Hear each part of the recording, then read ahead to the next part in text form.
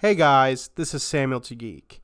I just want to talk about something that's been kind of frustrating me with the coverage of the new generation consoles and something that's been happening the last couple years in general. It's the notion that a lot of people in the video game commentary community, and people in video game journalism, and people who just cover the industry, they have been falling victim to marketing. And the reason I say this is because consistently, over and over and over again, I see people in these fields saying things like, this game was added to Xbox Game Pass for free, or you get these free games this month. Folks, we have to stop this. These consumers are paying for a service. And although it is, in Microsoft or Sony's favor or Nintendo's favor to say that these games are free, that is not accurate. And us in the press and us who cover these things, we should be accurate to the language used in reporting on this stuff, because consumers deserve to know what is actually happening. You are not getting these games for free. They are part of your subscription. You subscribe to this service, and they are fulfilling their obligation to their subscribers to provide content. That is what is happening. People do not subscribe to Game Pass to not have new games added.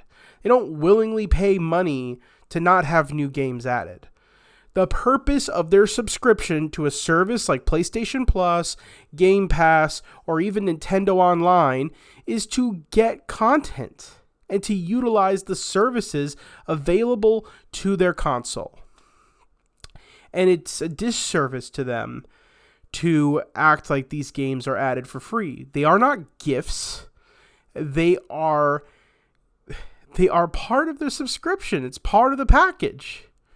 And when we buy into the marketing that these multi-million-dollar companies are putting out there by calling them free games, we are misrepresenting what these services actually are and give these companies unnecessary leverage to change these services later down the road.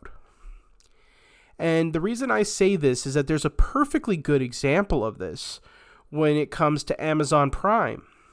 Initially, Amazon Prime, when it came out, a lot of the good, videos, music, all of that was included in the service. But as time went on, they started to separate these things from the service and create these unlimited services.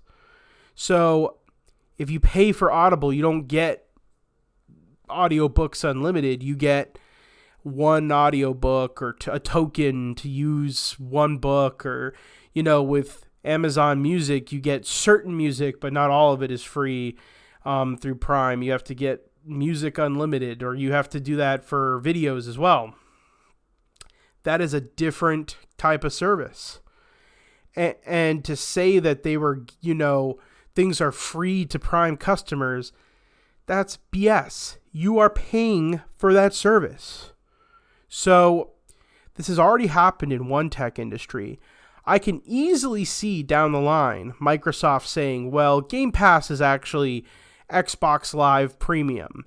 And if you want to receive more video games than the ones that are included in this specific set, you have to subscribe to Game Pass Plus or something like that. And I predict that that's probably going to happen. That's part of the reason why they're marketing like this. And if video game journalists want to be in the consumer side, they have to accurately report what these services do, why people subscribe to them, and report on it in a way that you can hold these companies accountable. Because if you don't, you're going to be in a situation where these companies start to utilize their leverage and goodwill that they've gotten by giving free games and find ways to charge customers more. Now, granted, a lot of these companies are taking losses, and the purpose behind these services is trying to get as many subscribers as possible, which is why they're marketing it as that they're giving away free games, is to try to attract more subscribers and to make it so that it seems like it's a really good deal. But in reality, once they get the subscriber number up, they'll have less incentive to keep providing games at the same rate. It was the whole purpose behind PlayStation Plus. It was to ease people into the idea of paying for an online service because most PlayStation users were used to not paying for an online service. So I think game journalists have to keep this in mind, and people who cover this industry and talk about video games.